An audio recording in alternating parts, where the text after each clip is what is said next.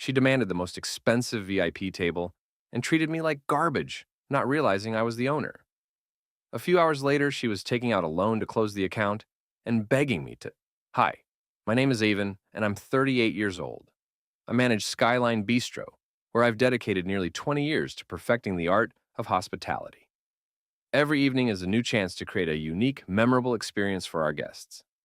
I thrive on the challenge of transforming every detail, from the mood-setting lights and smooth jazz in the background to the carefully curated VIP experience, into a seamless, inviting atmosphere.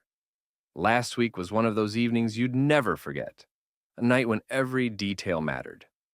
I spent the afternoon setting the perfect mood for our exclusive VIP event at Skyline Bistro. Dimmed lights, a smooth jazz soundtrack whispering through the corridors, and a specially crafted menu that only our best patrons could appreciate. I meticulously checked every system, cameras, music, and even the subtle ambiance cues, to ensure nothing would disrupt the delicate balance we had achieved. Just as the guests began to filter in, a striking woman named Lauren appeared.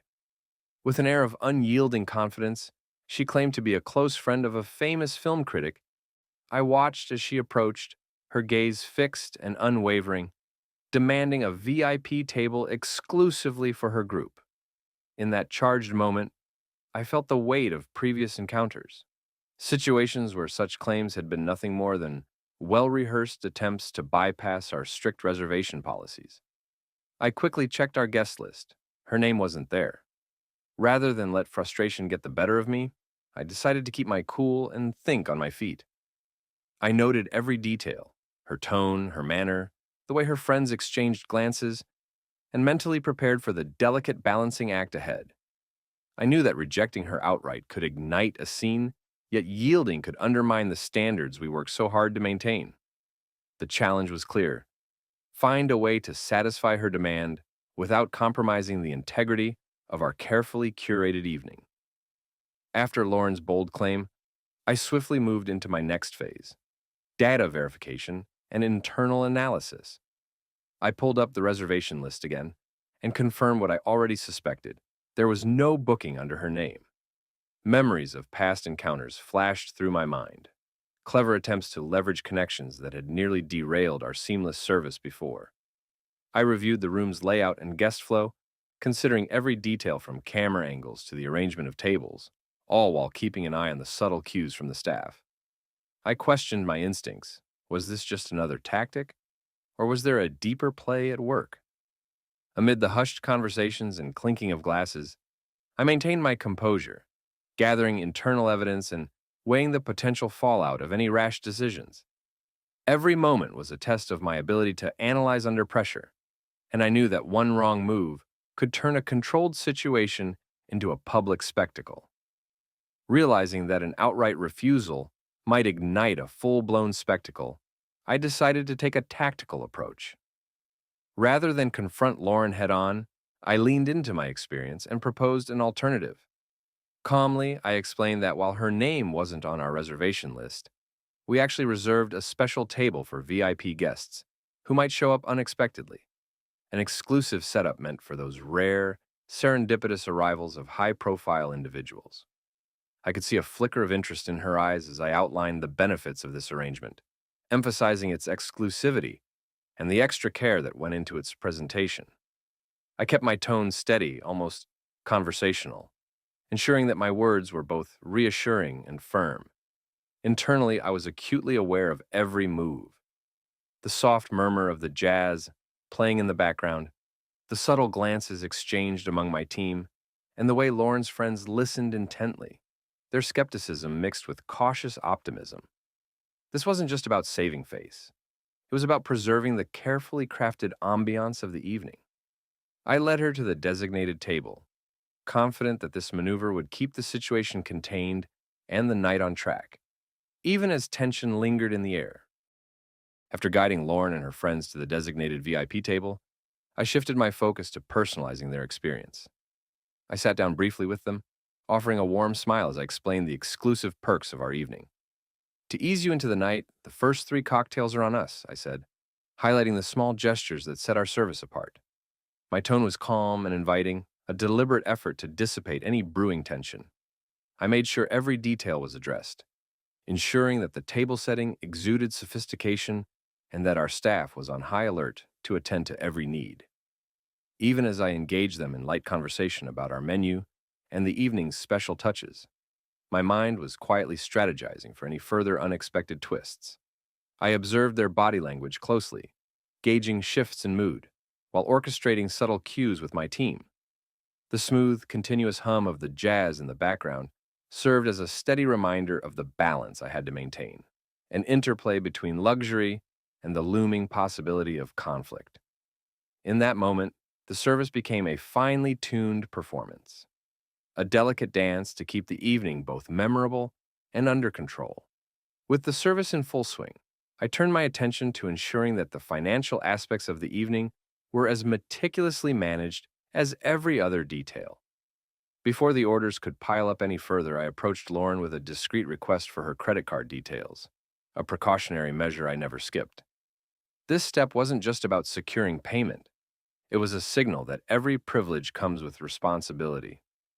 I explained calmly that this was standard procedure for our VIP guests, underscoring the high-end nature of our service. In that moment, while Lauren's confident demeanor showed subtle cracks, I maintained a composed and professional attitude. I could sense a mix of surprise and reluctant acceptance in her eyes. Meanwhile, her friends exchanged nervous glances, fully aware that the stakes were rising. Every swipe and every approval on my end was not just a financial safeguard, but a testament to the careful balance we strive to maintain between exceptional service and strict accountability. As the night advanced, the situation began to spiral. Lauren's group, emboldened by the exclusive treatment, started ordering an array of extravagant dishes and premium drinks, each order more lavish than the last. The escalating cost of their requests stirred unease among the staff, and I could feel tension mounting behind every curt exchange and whispered comment. Despite the growing unrest, I maintained a steady demeanor, watching each new order with a mix of professional detachment and internal calculation.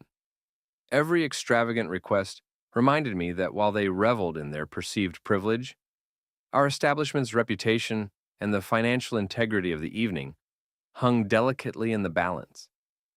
I continued to orchestrate the service seamlessly, fully aware that each unexpected order was not only a test of our resources, but also a potential spark for further conflict. Amid the subtle murmurs and exchanged glances among the team, I steeled myself for whatever might come next, determined to keep the night from descending into chaos. As the evening progressed, the opulence of Lauren's orders began to reveal its hidden cost. I monitored the charges closely, and with every new addition, the total escalated far beyond what any of us had anticipated. The lavish orders that had once seemed like a display of sophistication now threatened to undermine the integrity of the night.